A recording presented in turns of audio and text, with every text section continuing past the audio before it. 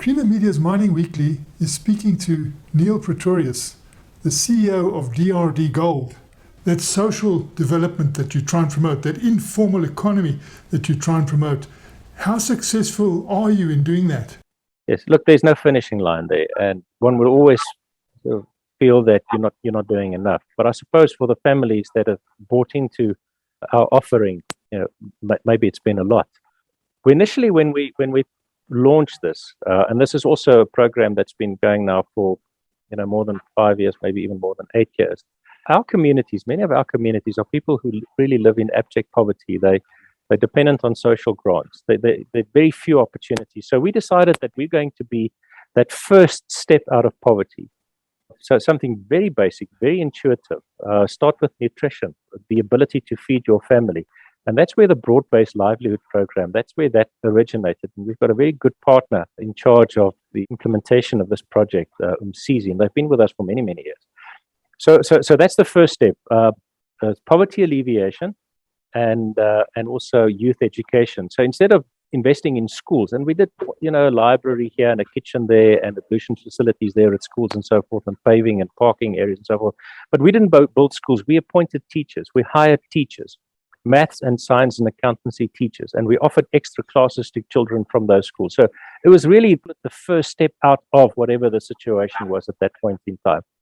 We've had more than 4,000 families join into this. We've had more than 5,000 pupils taking advantage of these extra classes. So the network's been established, and amongst the people who matter for us, the ones that we want to be assisting to self-empower, the response has been really good, and we think that increasingly there's also a relationship of trust that we might be considered to be a source of the truth. So we want to build that, use that platform, expanding it further or leveraging it to invest in the informal economy. We're a firm believer that the informal economy is going to be a powerful catalyst in poverty alleviation and eradicating poverty for that matter. And the informal economy is capitalized on a monthly basis. There's a huge amount of money that goes into informal economy by way of social grants. It's a lot of money. Just go and ask Christo Vissa. He built an empire on the pensions and the social grants and so forth, the little pep stores in places like Jagersfontein, and where there's no economy, but there's still money going in, and the pep stores are doing well. So that money should now stay in those communities. We need to find a way to create a stickiness in those little microeconomies and assist in the establishment of businesses so that money could be spent over and over again in that same economy. Help themselves to become sustainable. And that could almost then function as some sort of a parallel economy, so there's less of a dependency and more of a self-reliance and sustainability. And we really want to start the programs that we're developing in that regard. They're close to 41, of which we will start implementing some now in the near term, and this is done in collaboration with the University of Pretoria. Those are really it starts really basic. There's a program to assist moms to bring a healthy baby into this world. Then there's early childhood development, and there's programs around nutrition, also in terms of the elderly. So just the social fiber, the social structure, the readiness. We don't want children to finish school and then always having to do a bridge or a catch-up or whatever.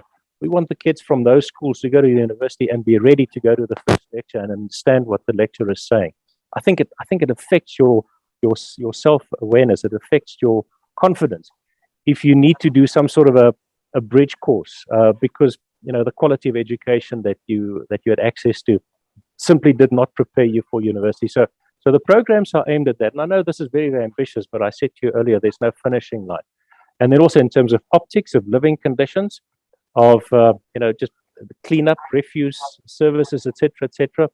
I think these communities have now realized that they cannot rely on local government to provide these things, because they don't. It's just not happening. They're going to have to become self-sustainable, self-reliant. And once again, we can empower with knowledge and maybe the basics initially in terms of infrastructure and so forth, but ultimately it's going to have to be community-based.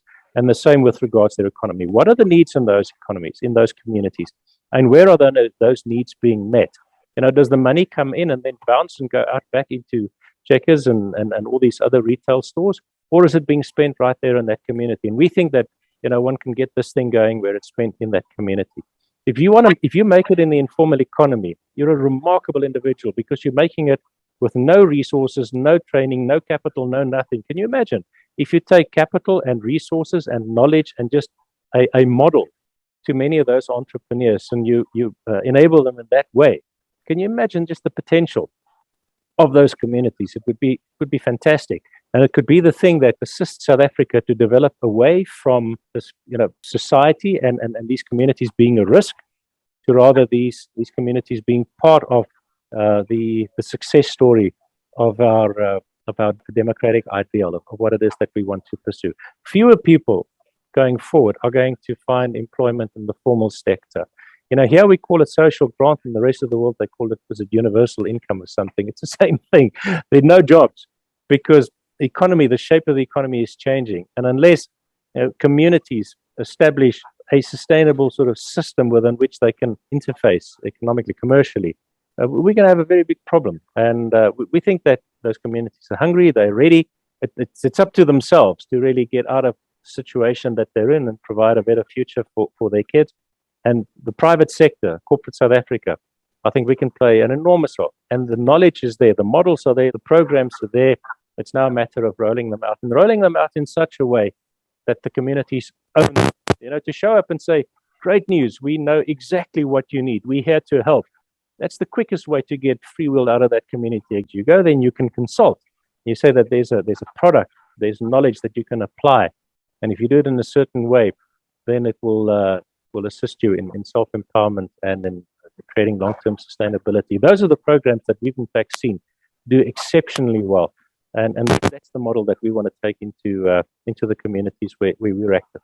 We don't have the resources to build schools and hospitals and big infrastructure, but we can send many people in there to share information, to help launch these programs. And there are many institutions also in those communities, the schools, the churches, and so forth, that are quite happy for us to use their infrastructure as a base, as a platform from where we could roll that out. So I'm very excited about this. We've had 5 or 6 years of helping people grow their own food, etc., and we can see that there's an entrepreneurial desire, and now we can go the next phase, and I think it'll go a lot quicker, and we also think that it will be met with enthusiasm.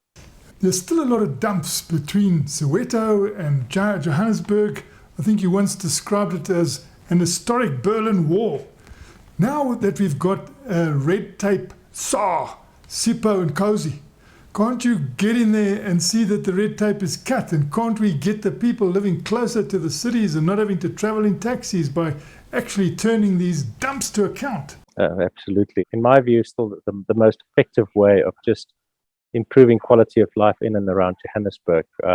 The fact of the matter is that the gold content in some of those dumps will be enough to pay running costs, but not enough to pay the capital on top of the running costs or to have the initial capital infrastructure established. So there's going to have to be some sort of a collaboration, and hopefully there will be a platform for better collaboration in the near term going forward. That was Creamer Media's Mining Weekly, speaking to Neil Pretorius, the CEO of DRDGold.